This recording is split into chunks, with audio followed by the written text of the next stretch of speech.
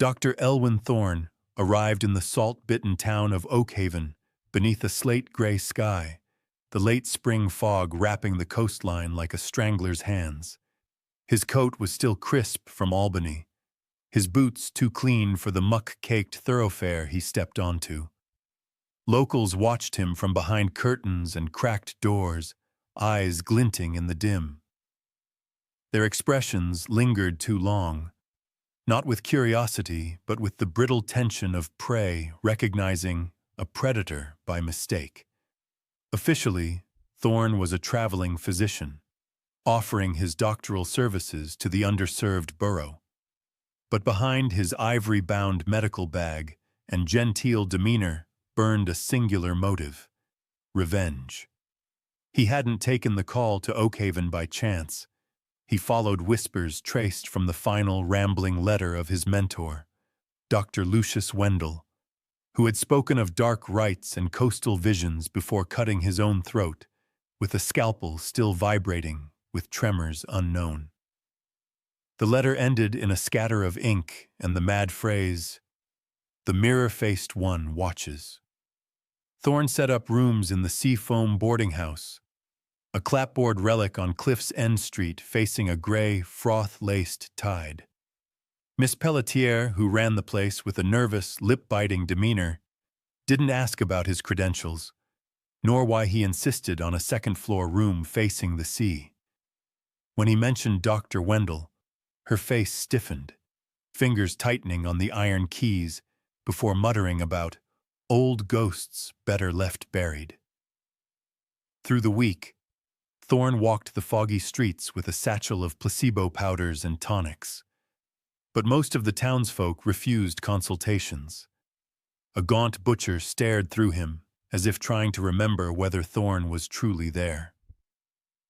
Children drew spirals in the dirt with broken crab legs, humming eerily off-key tunes.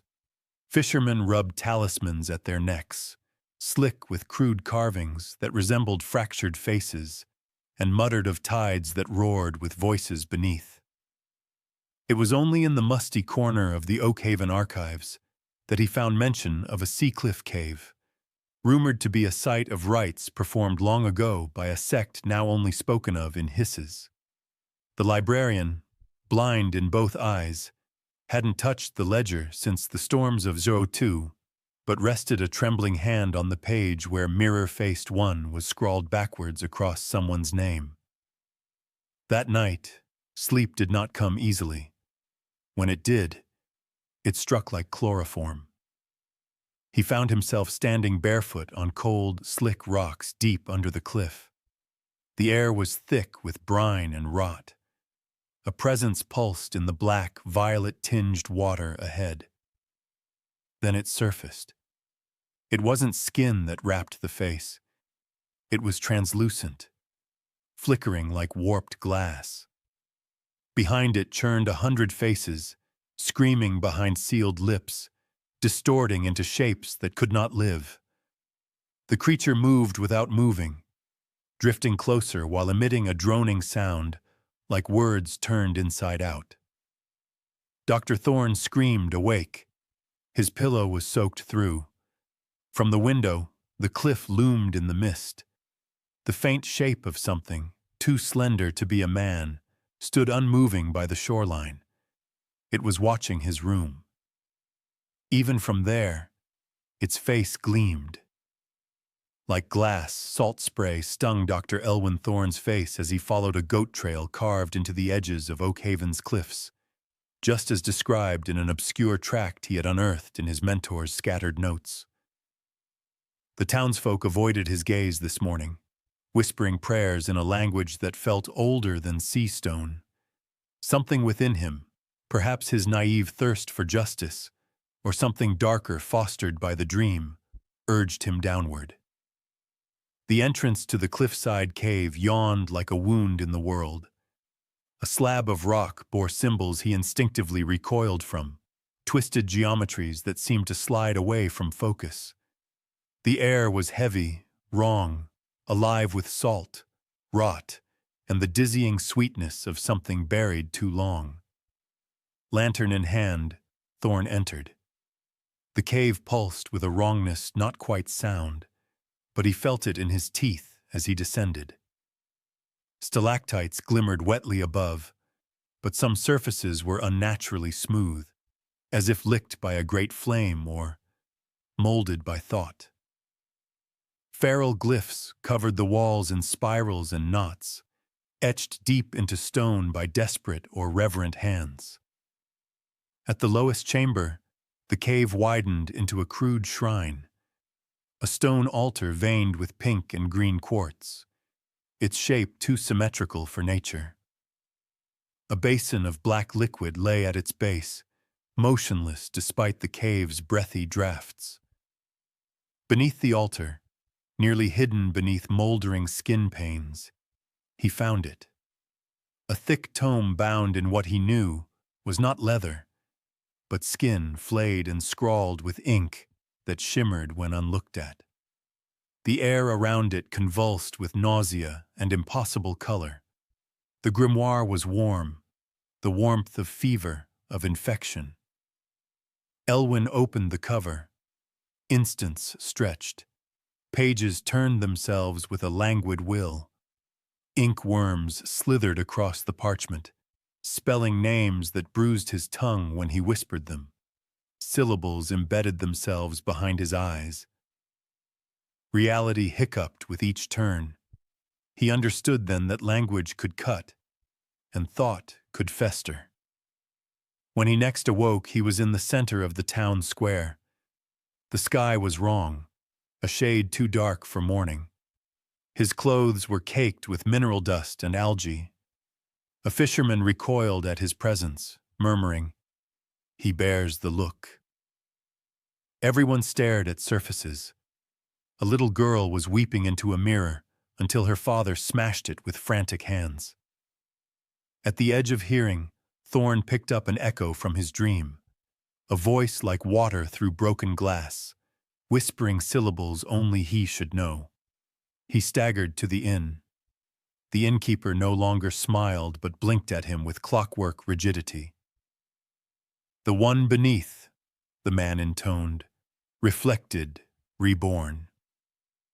Thorn grasped for meaning, for memory, but 3 days were gone.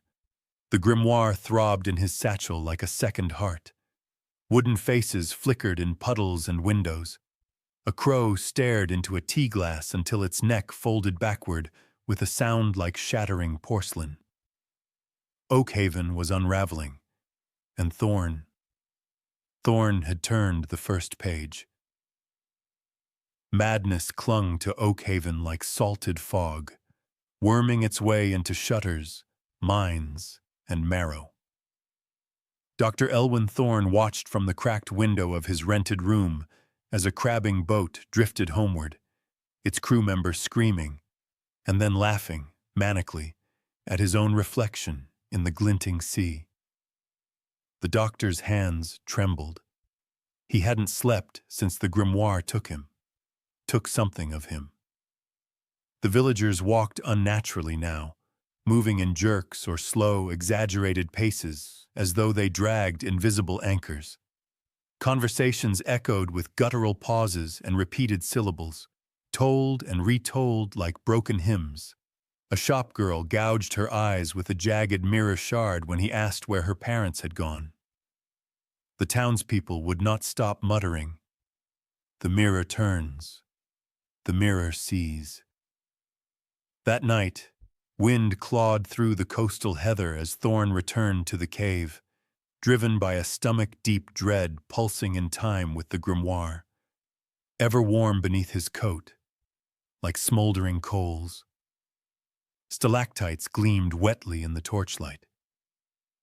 In the deepest chamber, the ghost waited, glass-surfaced, human-shaped. A body of motionless, reflective skin, behind which dozens of screaming faces writhed, contorted, melting, reforming. It had no eyes, no mouth, yet its voice flooded the cavern. "We are the drowned, the gatherers. We remember you." It stepped forward. Each footfall chimed like tapping bone on crystal. Dr. Thorne's knees gave way. From its chest bubbled the face of his mentor, Dr. Westerly, flaking like dried wax. You opened the dream door, Elwyn. We fed them your fears while you slept. That is the price of touching what sees.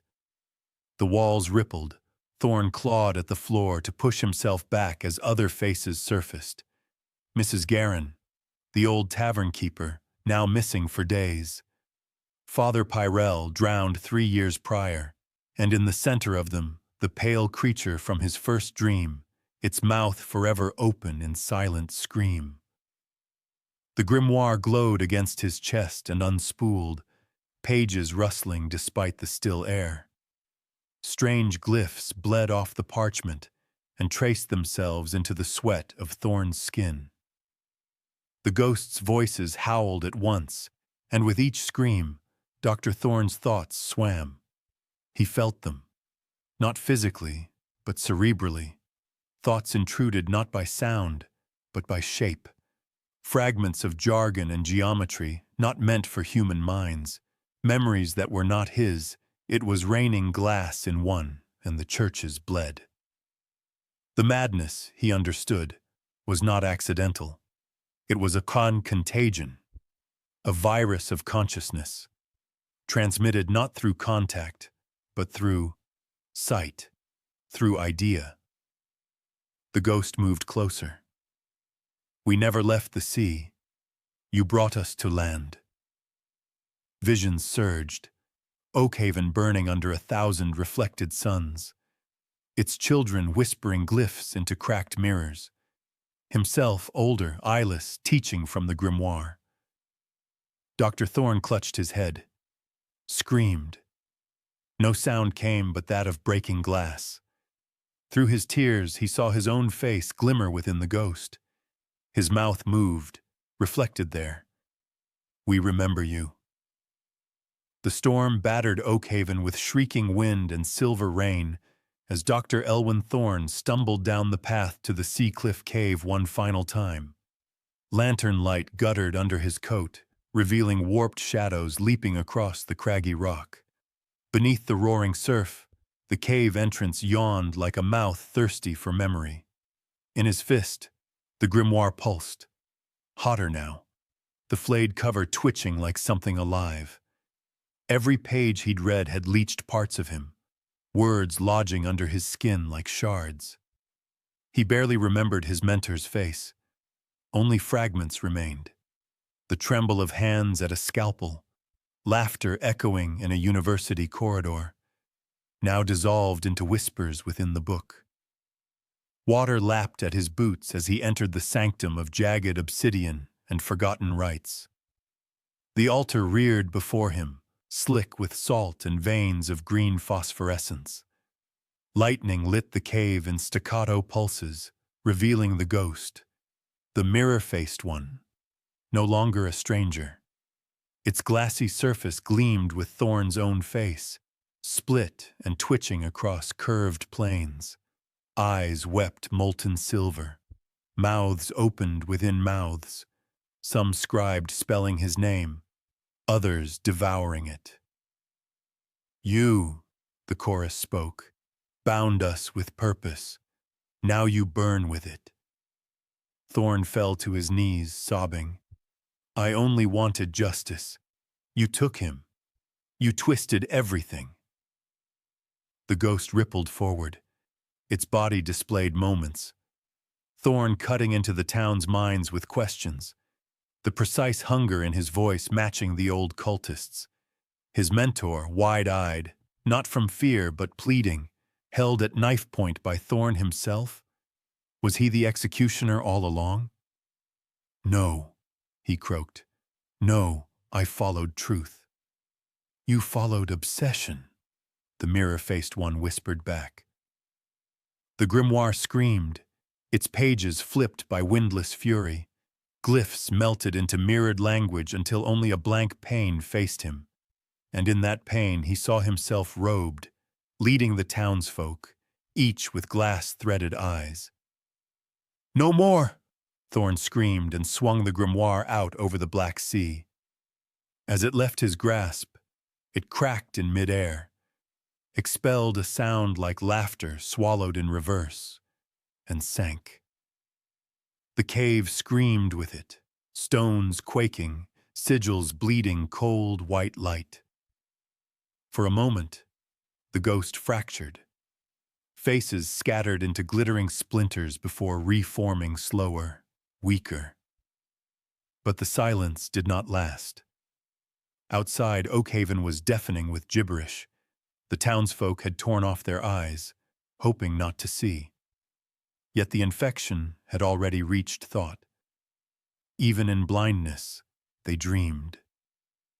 Thorn sat at the altar, his reflection still across from him, mimicking every shudder, every breath. He opened his journal, carved words blindly into damp leather, guided only by reflection light. And then he vanished. Years later, explorers braving the collapsed cave found a surface fused like glass. Embedded in it, a leather shape, half melted, still open. By holding a mirror to it in torchlight, they could read a final line. It looked like me, but I do not remember being born like that.